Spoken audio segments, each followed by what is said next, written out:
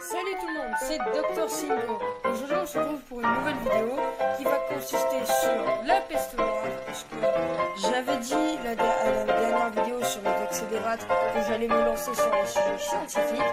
Donc là, j'avais opté pour les maladies, les épidémies, les animaux certains, et aussi des phénomènes naturels.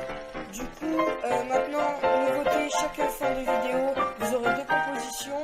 Vous devrez choisir dans les commentaires. Allez, je compte sur vous. Ciao.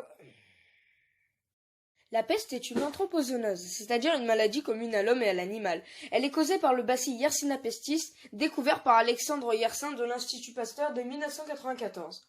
Ce bacille est aussi responsable de pathologies pulmonaires de moindre gravité chez certains petits mammifères et animaux de compagnie. On parle dans ce cas de peste sauvage. En raison des ravages qu'elle a causés, surtout au Moyen-Âge, la peste a eu de nombreux impacts sur l'économie, la religion et les arts. Ainsi, la peste noire de 1347 à 1352 a profondément marqué l'Europe en éliminant 25% à 50% de ses habitants. Dans le royaume de France, la population chute de 38%, soit 7 millions de victimes sur les 17 millions de Français de l'époque. Cependant, plusieurs épidémies de maladies inconnues à forte mortalité ont pu être qualifiées de peste par les chroniqueurs de l'époque. Par analogie, d'autres maladies à forte morbidité pour d'autres espèces sont également nommées pestes, comme la peste aviaire, celle du canard, celle du porc. Elles n'ont pour la plupart rien à voir avec la peste humaine, qui elle est très agressive, vous verrez. Dans le règne des bactéries, Yersinia pestis est un cocobacille de 0,5 à 0,8 micromètres de largeur sur 1 à 3 micromètres de longueur, sans motilité, capsulé, gram négatif, aéro-anaérobie facultatif, appartenant à la famille des Enterobacteriaceae. Il présente une coloration bipolaire en présence des colorants Wright, Giemsa et Wasson et se développe sur des milieux de culture standard en 2 jours à 28 degrés. Ce germe est résistant, il reste virulent plusieurs jours dans un organisme en putréfaction, il est sensible à la chaleur et à la dessiccation, il ne résiste pas longtemps à la lumière solaire, mais il résiste au froid. Il possède plusieurs facteurs de virulence qui lui permettent de survivre chez l'humain en utilisant les nutriments des cellules hôtes et en empêchant la phagocytose et d'autres mécanismes de défense. 3 variétés de souches, variétés dites biovares, sont dotées à partir de leurs caractéristiques biochimiques Antica, Mediavalis et Orientalis. Il existe d'autres biovares, mais strictement liés aux rongeurs. Les 3 biovares liés aux humains auraient correspondu à chacune des 3 pandémies historiques de peste. Peste de Justinien, la peste noire et la peste de Chine.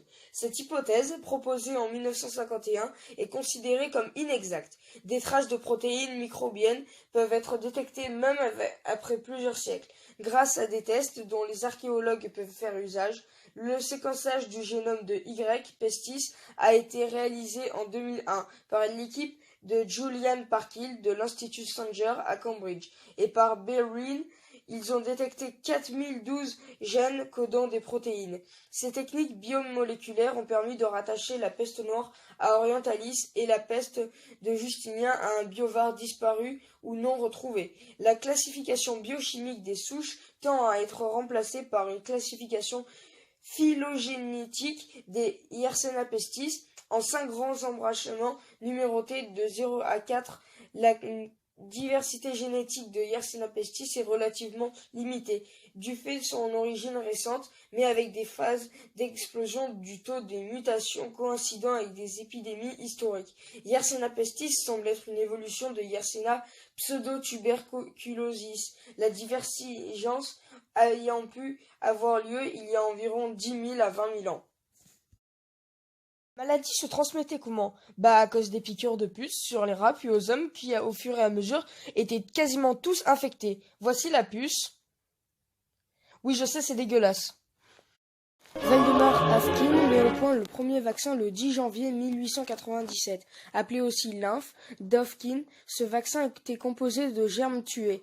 En 1921, un vaccin à queue est mis au point par l'Institut Pasteur. Des vaccins vivants atténués ont été utilisés en Union soviétique et dans les colonies françaises. En 1932, Girard et Robic mettent au point un vaccin vivant atténué dit EV pour Evesque, nom du patient d'où a été isolée la souche du vaccin. En France, avec le sérum antipesteux, il restera le seul traitement possible contre la peste jusqu'au traitement de la maladie par les sulfamides, puis par les antibiotiques, seuls ces derniers étant véritablement efficaces. Ce vaccin n'est plus fabriqué, très douloureux, il n'a pas montré son efficacité. Son origine alors, d'où provient-elle? Yersinia pestis serait issue de Yersinia pseudotuberculosis. La divergence est datant de moins de 20 000 ans. Yersinia pseudotuberculosis est une bactérie à transmission orofécale, infection intestinale modérée. Elle aurait acquis des éléments génétiques modifiant son mode de transmission, voie sanguine et vecteur puce. Une étude de 2015 révèle que la peste était déjà endémique en Eurasie, il y a 50 000 ans dès l'âge du bronze, mais avec un bacille moins pathogène. Souche de peste non transmise par la puce, munie encore de ses flagelles bien reconnus par le système immunitaire. En décembre 2018, une équipe de chercheurs annonce la découverte, dans le corps d'une jeune femme de 20 ans, déterrée à Gokem, dans l'ouest de la Suède, d'une ancienne souche de peste vieille de 4900 ans. Celle-ci constitue la souche la plus ancienne de la peste jamais trouvée. La souche de Gokem porte les marques génétiques de la peste ptonomique. Des études récentes ont montré que l'ADN de la peste peut être détecté dans la pulpe des dents des premiers squelettes de l'âge du bronze en Europe. Jusqu'à 8% des squelettes étudiés hébergent ce qui était probablement la bactérie qui a causé leur mort. L'hypothèse majoritaire place l'origine de la peste dans son foyer d'Asie centrale.